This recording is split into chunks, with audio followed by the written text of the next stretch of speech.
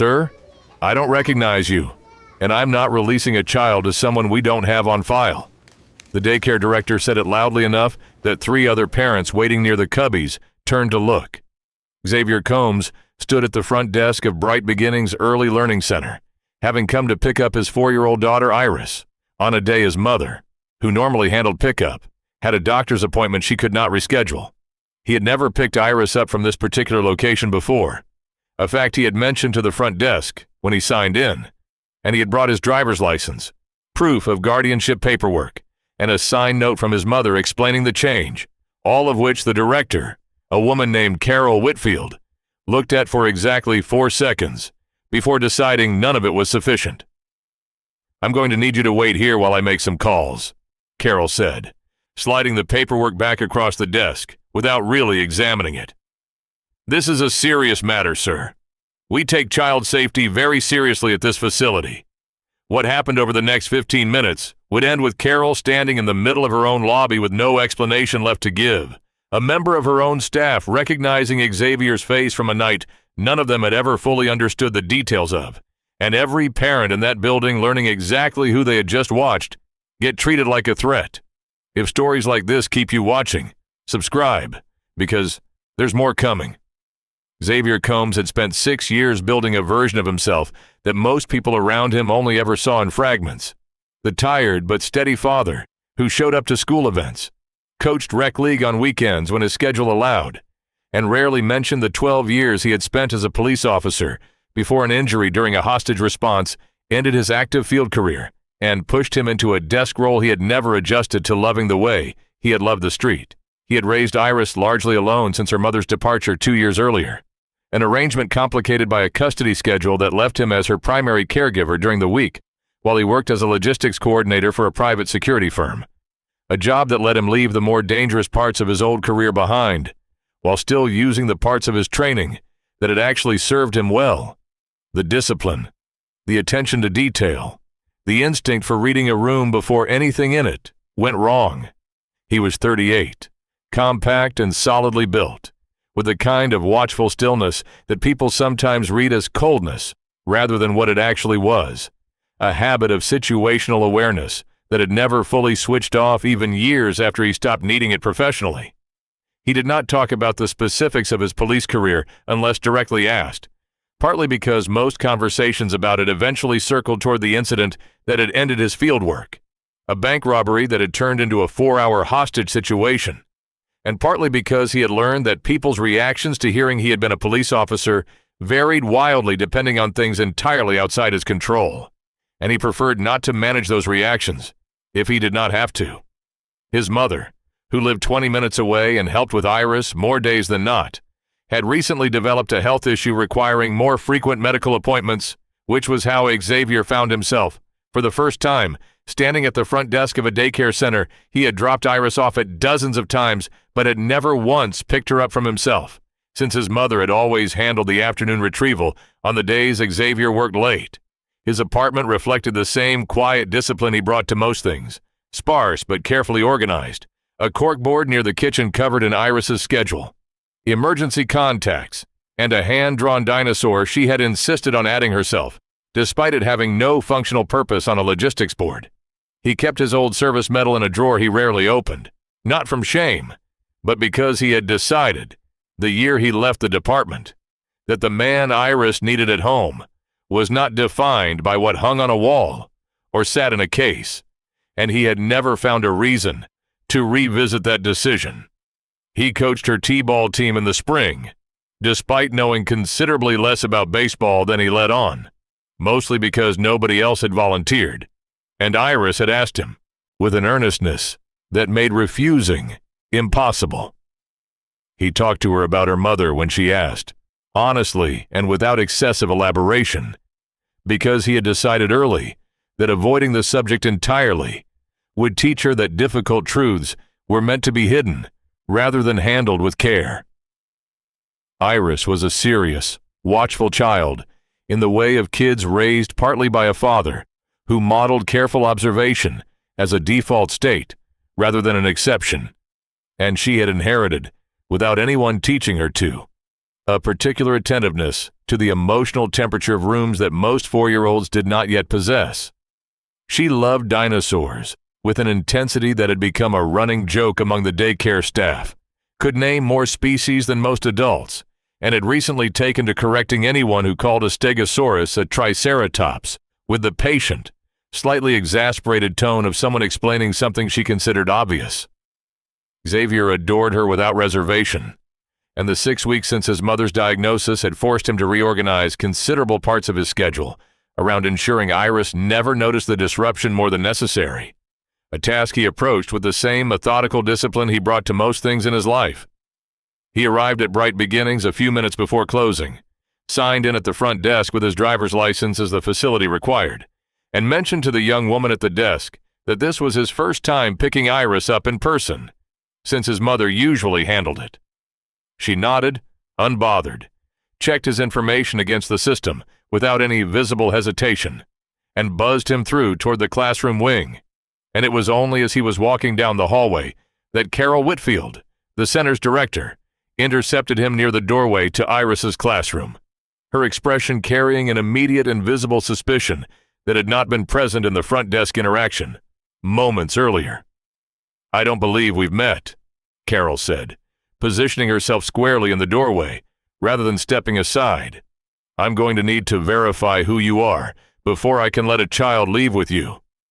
Xavier, unbothered by the request itself, produced his driver's license again, along with the guardianship documentation he had brought specifically anticipating exactly this kind of verification, plus the handwritten note from his mother explaining the arrangement for the day. Carol looked at the documents for a handful of seconds, her eyes moving quickly rather than carefully, and then looked back up at Xavier with an expression that suggested the paperwork had not actually changed anything about her initial assessment. "This is a private note, not an official court document," she said, holding up his mother's handwritten explanation. "I don't have anything on file authorizing you specifically for pickup." Xavier explained calmly that he was Iris's father, that his mother was listed as an authorized secondary contact, and that he had assumed, reasonably, that a parent did not require special pre-authorization to collect his own child. Carol's expression did not soften. "Our system shows the mother, not this grandmother, as the emergency contact who typically handles things," she said. "I don't have you clearly established as the custodial parent in our system, and I take that seriously." Xavier pointed out that his name appeared on the original enrollment paperwork as Iris's father, information that predated any of the current confusion by more than a year, and asked whether Carol had actually checked that record before raising the objection. Several parents nearby, gathering their own children from adjacent classrooms, had begun to notice the exchange, slowing their movements without quite stopping entirely. The particular hesitation of people who sensed something worth paying attention to, but were not yet certain it was their place to intervene. Iris, visible through the classroom doorway, had spotted her father and started toward him with the immediate, uncomplicated joy of a child seeing a parent after a full day apart, only to be gently redirected by her teacher, who had picked up on the tension at the door and, apparently under instruction from Carol, held her back inside the room. A grandmother waiting nearby with a toddler on her hip had also slowed her pace, watching the scene with a growing frown, her own experience picking up grandchildren under various informal arrangements, clearly informing her reaction to what she was witnessing. She glanced toward the front desk clerk, who had buzzed Xavier through only minutes earlier, without any hesitation at all, and something about the contrast between that easy initial approval and Carol's sudden escalating suspicion seemed to trouble her more, the longer she watched it continue. "Daddy," Iris called out, confused. "Why can't I come to you?" Xavier felt something tighten in his chest at the sound of his daughter's voice, carrying real uncertainty, a feeling considerably sharper than any frustration he had toward Carol directly. "It's okay, baby," he called back, keeping his voice as even and reassuring as he could manage. "Just give me a minute." He turned back to Carol. "I'd like you to explain exactly what additional documentation you need," he said, "because I provided identification, guardianship proof, and a written explanation from the family member who normally handles this, and I'm not understanding what specifically is missing. Carol did not immediately answer the question, instead pulling out her phone and stepping slightly away to make a call, presumably to verify something in the center's records, though she did not explain who she was calling or why the process required removing herself from the conversation, rather than simply checking her own system in front of him, a system that, as the second parent had already pointed out, presumably contained the exact enrollment paperwork that would have resolved the entire question in under a minute. "I'm going to need you to wait here while I sort this out," she said over her shoulder. "This is a serious matter, sir. We take child safety very seriously at this facility." Xavier stood in the hallway, aware of the growing attention from parents nearby, aware too of Iris still visible through the classroom door, her earlier confusion shifting slowly toward something closer to distress as she watched the adults in the hallway continue not resolving whatever was keeping her separated from her father. "I understand you take child safety seriously," Xavier said, his voice still level despite the mounting frustration. "I'd ask you to take equally seriously the fact that you're keeping a 4-year-old separated from her father in front of a room full of people, while providing no clear explanation of what specific requirement I haven't met." A woman standing nearby, waiting for her own son to be brought out from the same hallway of classrooms, had been listening closely for the past several minutes, her expression shifting from mild curiosity into something more pointed. She glanced at Iris through the doorway, then back at Xavier, and something about the visible mismatch between the calm, documented father in front of her and the escalating suspicion of the director seemed to settle whatever hesitation she had about speaking up. "Excuse me," she said, addressing Carol as she returned from her phone call. "I've been standing here listening, and I don't understand what more this man could have shown you. He has his ID. He has paperwork. What exactly are you waiting to verify?" Carol glanced at her with visible irritation. "This isn't your concern," she said. The woman did not back down. "I'm a parent, standing in this lobby, watching you keep a little girl away from her own father," she said. "That makes it my concern." A second parent, a man who had been quietly observing near the cubbies, added his own voice, more measured, but no less direct. "For what it's worth," he said, "I've had my daughter here 2 years, and I've never once seen this level of scrutiny applied to anyone picking up on the mother's side of a family, only ever when it's a father showing up alone, which is exactly the kind of pattern that should concern this facility far more than a father with complete paperwork ever should." Carol's jaw tightened, the particular reaction of someone whose judgment had just been publicly and accurately characterized in a way she had not anticipated having to defend. Xavier tried again, patiently. "I'd like you to call my mother directly," he said. "Her number is on the file, and she can confirm everything I've told you in about 30 seconds. Carol hesitated, apparently unprepared for a suggestion that would resolve the situation faster than whatever process she had been intending to follow, and in that hesitation, a woman in the center's staff uniform stepped out from the small back office adjoining the front desk, drawn by the volume of the conversation carrying down the hallway. She was in her 50s, a longtime employee Xavier did not recognize, and she stopped short the moment her eyes landed on his face, something shifting rapidly in her expression that had nothing to do with the daycare's pickup procedures at all. "Oh my God," she said quietly, her voice carrying an uncertainty that made both Xavier and Carol turn toward her. Xavier looked at her, searching a face he did not immediately place among the many he had encountered over 12 years of police work. "You're the officer from the Meridian Trust robbery," she said, her voice steadier now, gaining momentum as recognition solidified. "4 years ago, my sister was a teller there. She was one of the 6 people held in that back office for almost 4 hours, while that man threatened to start shooting hostages if his demands weren't met. I remember getting the call that night, not knowing whether she was going to come home, sitting in my kitchen for hours just waiting for someone to tell me something." Xavier felt something shift in his chest, an old memory surfacing before he consciously reached for it. Fragments of a tense negotiation room and a gunman whose voice had cracked with escalating desperation as the hours dragged on. There was an officer who volunteered to go inside unarmed when the negotiator couldn't get the gunman to release anyone. The woman continued, her voice unsteady now. walked in without a vest, without a weapon, and talked to him for almost 2 hours until he let the hostages go one at a time and finally put the gun down himself. My sister said she'll never forget the sound of your voice, how steady it stayed, no matter what he screamed at you. She said it was the only thing in that room that felt safe the entire time, that whatever you were doing to stay that calm, it was the only reason any of them believed they might actually walk out of there. I saw your face on the news that night for maybe 10 seconds, and I've never forgotten it. But I never thought I'd actually see you standing in this lobby, she said. My sister still asks about you sometimes, wonders whether you're okay, whether the department ever properly recognized what you did that night. I never had an answer for her, and now here you are, and I still don't quite know what to say beyond thank you, which feels like it isn't nearly enough for what that night actually cost you. The hallway had gone completely silent. Carol's hand, still holding her phone, had dropped slightly to her side. The two parents who had spoken up moments earlier were watching now with expressions that had shifted from concern into something closer to disbelief. The grandmother with the toddler on her hip had gone very still as well, her earlier frown replaced by something considerably more complicated.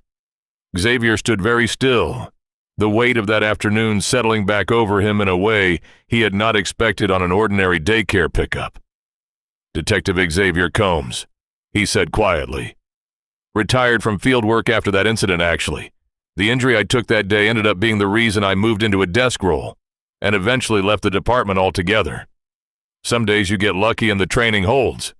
That one held, though it cost more than people realize watching it from the outside. The staff member crossed the remaining distance and gripped Xavier's hand with both of hers, holding it a moment longer than a simple handshake required. My sister still has nightmares some nights, she said, her voice rough, but she also still has her life, and her kids still have their mother, because you walked into that room when nobody else could get through to him. I never thought I'd get the chance to actually thank the person who did that, and I certainly never expected it would happen in a daycare lobby on an ordinary Tuesday afternoon.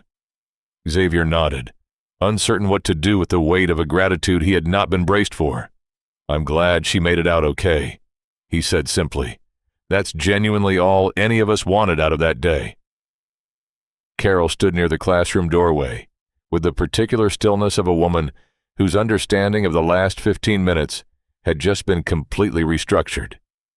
She looked at the paperwork still in her hand, at Xavier, at Iris, who was now standing at the very edge of the doorway, watching the adults with wide, careful eyes, piecing together a version of her father she had never heard described in this much detail. I want my daughter released to me now, Xavier said, turning back to Carol, his voice still even, still controlled. And I'd like to understand why complete documentation wasn't sufficient the moment I provided it, before any of what just happened occurred. Carol, visibly rattled, mentioned something about standard verification procedures for unfamiliar pickup situations. Xavier asked whether those procedures had involved anything beyond the fact that he was a man she had never personally met, picking up on a day the usual routine had changed. Carol did not have a good answer, because there wasn't one. Only the accumulated weight of a decision made the moment she saw an unfamiliar father, standing where a familiar grandmother usually stood, and decided, without verifying a single fact first, that suspicion was the appropriate response, rather than the simple courtesy she would likely have extended to any parent she recognized on sight. I apologize, Carol said finally, the words arriving stiffly, a woman unaccustomed to producing them without an audience forcing the issue. Xavier looked at her for a long moment. You should apologize, he said, not because of anything you just heard about who I am, because you kept a 4-year-old separated from her father in front of a room full of strangers based on paperwork you barely looked at, and that would have been wrong no matter who was standing in this hallway. Carol nodded slowly, and something in her expression suggested the distinction had actually registered, even if it had taken an unlikely coincidence to make it land. Iris, finally released from the classroom, crossed the hallway at a run and wrapped both arms around her father's legs with the full, uncomplicated relief of a small child reunited with the one person she trusted most. Xavier crouched down and picked her up, holding her against his chest while she pressed her face into his shoulder. "Daddy," she said, muffled against his jacket. "Why couldn't I come to you?" Xavier held her a little tighter.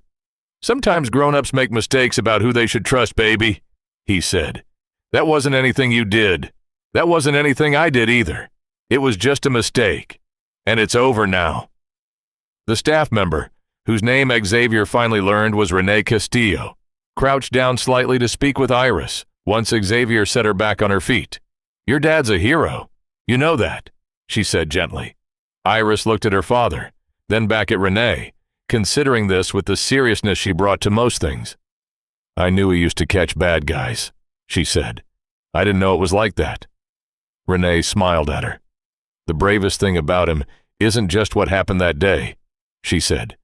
"It's that he comes here every day, trying to take care of you the best way he knows how, and never once needs anybody to know the rest of it. That takes its own kind of strength." On the drive home, Iris was quiet for a while, working through something in the unhurried way she worked through most things. "Daddy," she said eventually, "why didn't you just tell that lady who you were right away? It would have stopped faster."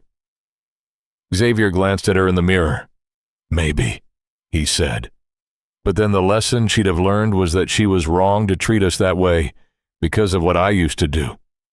Not because it was already wrong before she knew anything about me at all. I want you to understand the difference, because only one of those is actually true." Iris considered this for a long moment. "So it's not about catching bad guys," she said slowly. "It's about just treating people right, because they're people." Xavier nodded. "That's exactly it," he said. Iris nodded back, satisfied, and then asked if they could get chicken nuggets to celebrate. Xavier laughed, the sound loosening something in his chest that had been tight since the moment Carol first blocked the classroom doorway. He thought about that afternoon often in the days that followed, not with anger, which had never been the feeling he carried longest, but with a plain, clear-eyed understanding of what had happened and what it meant. The Daycare's regional office called him personally the following week, an apology delivered without an audience this time, along with confirmation that staff would be receiving retraining on pickup verification procedures that did not rely on assumptions about which parent was likely to be the primary caregiver.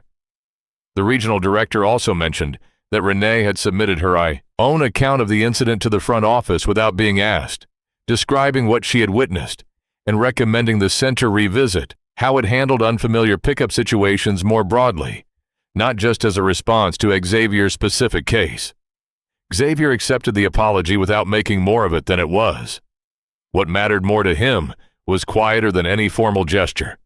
The fact that his daughter had watched her father hold his ground, calmly in a moment, designed to make him feel like a threat rather than a parent, had watched a room full of strangers slowly recognize a truth that should never have needed recognizing in the first place, and had learned, without being told directly, that dignity was not something earned by revealing what he had once done.